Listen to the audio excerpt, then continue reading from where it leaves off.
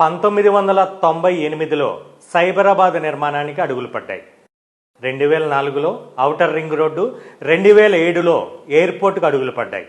ఇప్పుడు భారత్ ఫ్యూచర్ సిటీగా హైదరాబాద్, సికింద్రాబాద్, సైబరాబాదులతో పాటు 4వ నగరంగా హైదరాబాద్ మరింత విస్తరించబోతోంది. 1998లో సైబరాబాద్ నిర్మాణ దశలో భూమి మీద ఇన్వెస్ట్ చేయడానికి చాలామందికి అవగాహన లేదు.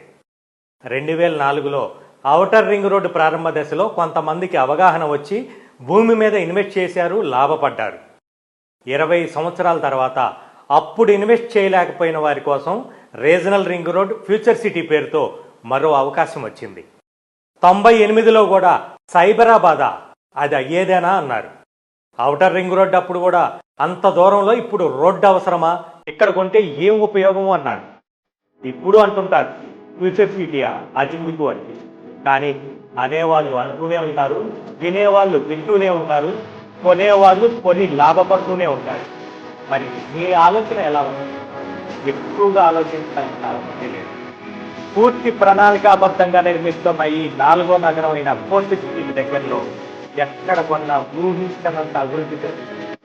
మీ దగ్గర ఎంత ఉన్నా సరే అన్ని అప్రూవల్స్ ఉన్న వెంచర్లు మాత్రం అవసరమైతే ప్లాట్పై లోన్కి వెళ్ళైనా ఫ్యూచర్ సిటీ